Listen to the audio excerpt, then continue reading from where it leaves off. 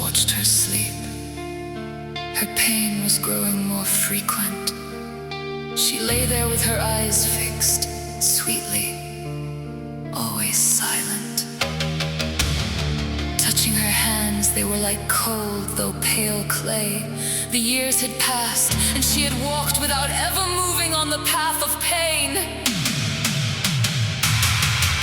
Her tears as tired as the bulbs of her gray hair. And as she stood there sad and frightening, he leaned over to kiss her cheek, cursing the light of day. Please don't let your wonder disappear, that laughter of hers which I love. And even as I write now of the 50 years we lived together, which seem like a moment to me, I feel a rage that dismays me.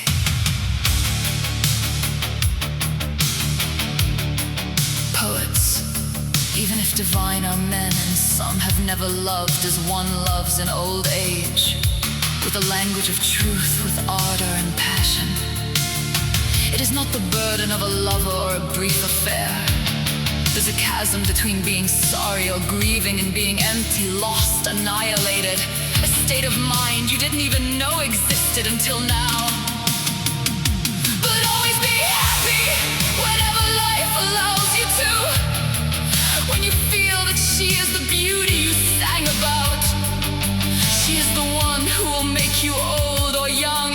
She who will perhaps keep you in middle age at the center of your living room to hide your end or decadence. As long as she is the reason you exist, smile, dwell in her wrinkles. You nod to her words, because as long as she exists, you will discover that you can even die of love.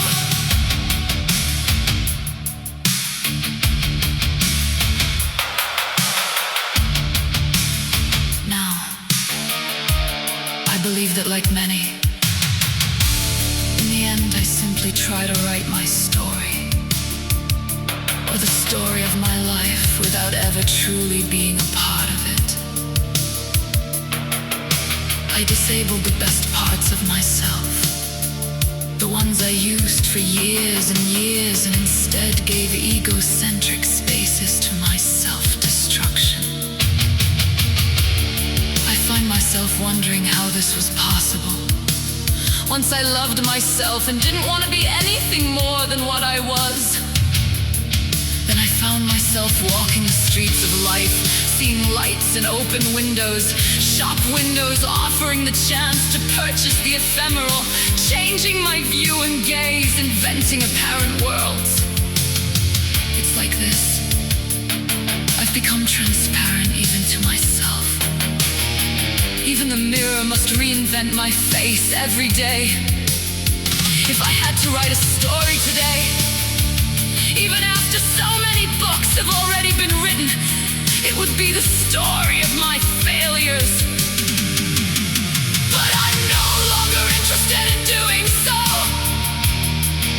I'm not interested in saying who I was or who I am. I'm no longer interested in being interested in something. I've even demolished the words used to define an interest.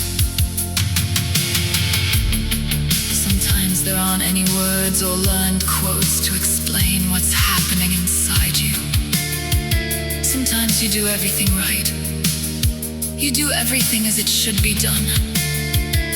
But still you ask yourself, is my life supposed to go this way? You know you'll never be yourself or the same again.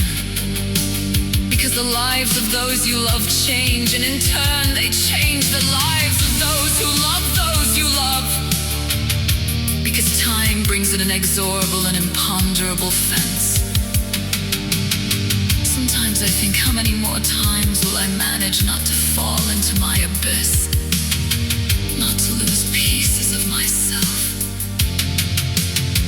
As I've said before, sometimes there are no words or learned quotes to sum up what could happen. Sometimes simply the day ends. And what dismays and saddens me is that I have never truly lived in my life. No one has been able to convict me, like my inability to care for and love myself.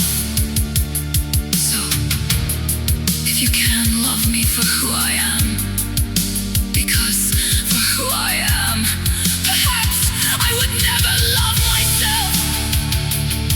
You have to be a great person to make great mistakes. And it's not uncommon for the most righteous people to have gotten everything wrong in life. I am aware, or rather, I see those terrifying spaces of the universe. They enclose me, and I don't know. I always find myself confined to a corner of this immense space, without knowing why I was born and placed here rather than elsewhere. I don't know why this time I'm given to live has been assigned to me at this moment rather than at any other in all the eternity that has preceded me, and all that will follow. On every side, only infinities absorb me like an atom, like a shadow that lasts only a moment.